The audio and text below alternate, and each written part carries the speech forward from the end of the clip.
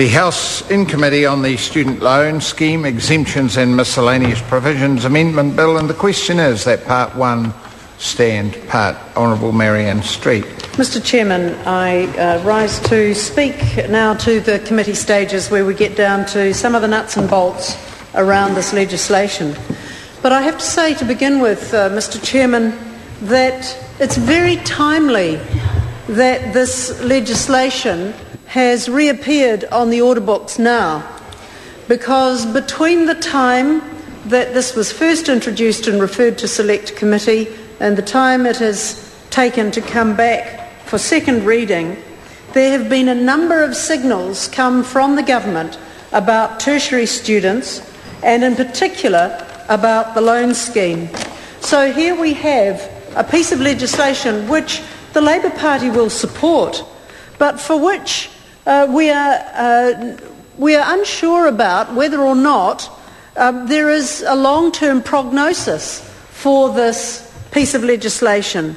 Because what we have had most recently has been the Prime Minister's statement at the beginning of this session of Parliament in 2010, where he referred to the fact that the government was going to, quote, take a careful look at the policy settings around student support, unquote. And that led me to ask, and for the Labour Party to ask, what on earth does that mean? What does that mean? Are they going to make student allowances and loans harder to access? In the drive to cut costs, are they simply seeing the cost of student loans and student allowances as being an impost on the government coffers without recognising the extent of the investment that they represent in tertiary education?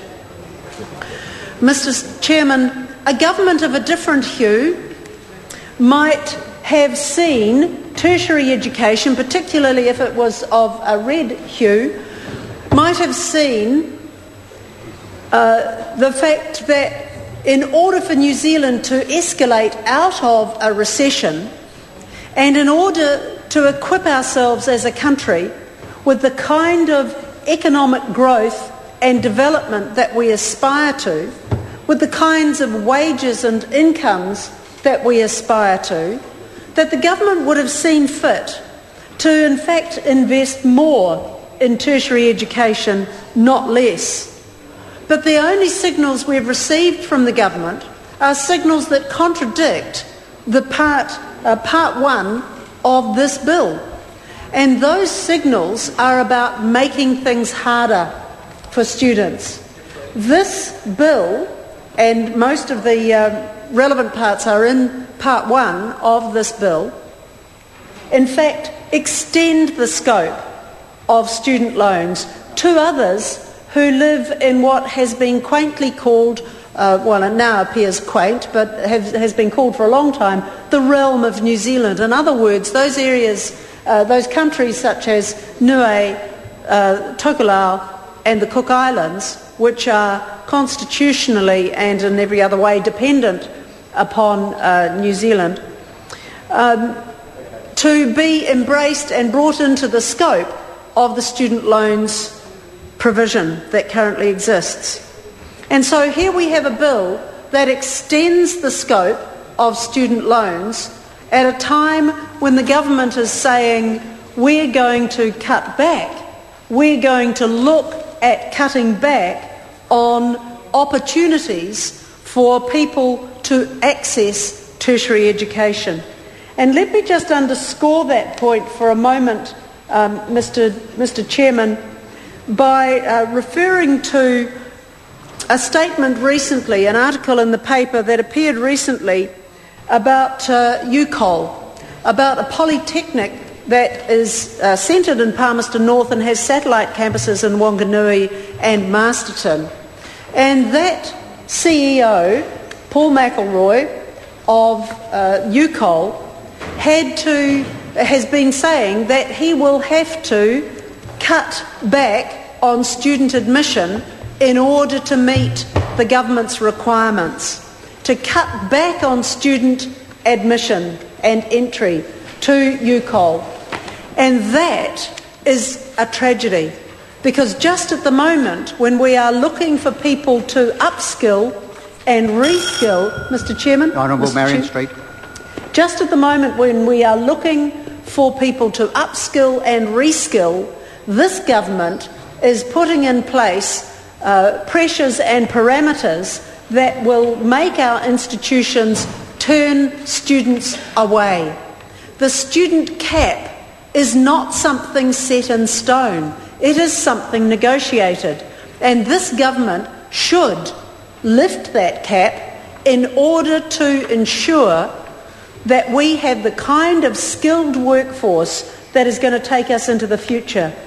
People in tertiary education, whether it's in a trade, whether it's in an apprenticeship, whether it's at a polytechnic, a wānanga or a university, are going to be the people who provide the economic development and the future sustainability of that economic development of New Zealand. So that is being shut down by this government at exactly the time when we are looking at a piece of legislation to extend access. We in the Labour Party believe in extending access. We also believe that students should pay back their loans. They're not called loans for nothing. They need to be paid back, and therefore there should be some incentives, and this bill also provides additional incentives to encourage people not to default on their loan, but to do their best. And as a rejoinder, a complementary clause in that respect, it also extends the hardship provisions. This bill extends the hardship provisions so that in the case of a student legitimately not being able to repay their loan at the rate that had been determined, there is scope for the hardship provisions to be enacted beyond the immediate tax year, and that's important. So we don't think it's unbalanced in that respect. Yes, it raises the cost of defaulting from 10 cents in the dollar to 15, but it does provide additional hardship coverage. Now, that represents an investment. What this government has been doing by its signals from the Prime Minister and more recently the very explicit declaration of the new Minister of Tertiary Education, Stephen Joyce, that in fact they want to make it harder.